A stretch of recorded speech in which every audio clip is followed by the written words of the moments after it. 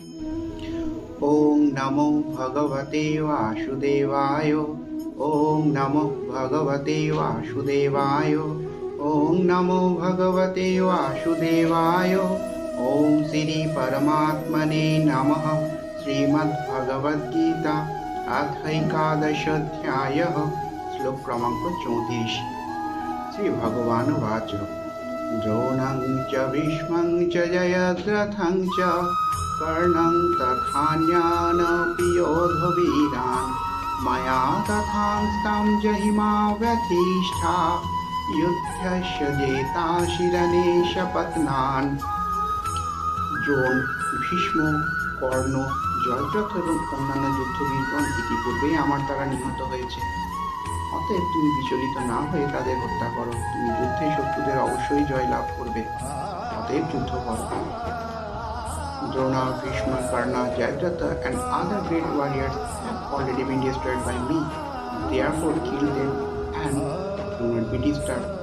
You will vanquish your enemies in the battle. Next, श्लोक क्रमांक 35।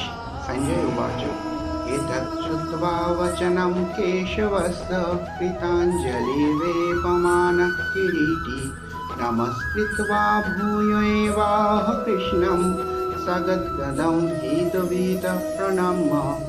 সঞ্জয় ধৃতরাষ্ট্রকে বললেন, হে রাজন, ভগবান শ্রীকৃষ্ণের এই বাণী শ্রবণ করে অর্জুন ভীত চিত্তে এবং কম্পিত কলেবরে গীতাঞ্জলি ফুটে প্রণাম করে ভগবান শ্রীকৃষ্ণকে বললেন। Sanjay said to Dhritarashtra, king, after hearing this word from the Supreme Personality of Godhead, the trembling Arjuna offered obeisances with folded hands again and again and fearfully spoke to Lord Krishna in faltering voice as follows. Next, श्लोक क्रमांक 36।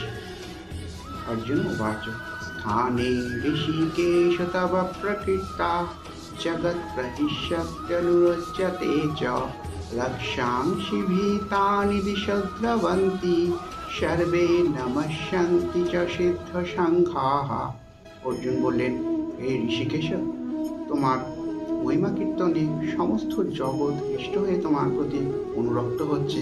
রাক্ষসেরা নানা দিকে পলায়ন করছে এবং সিদ্ধরা তোমাকে প্রণাম করছে এবং এই সমস্তই হচ্ছে যুক্তিসঙ্গত।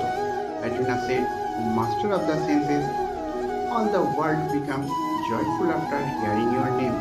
Thus everyone becomes attached to you. Although the perfected beings offer you their respectful homage, the demons are afraid and they flee here and there. All this is rightly done. That's all. Jai Shri Krishna. Hari Bol.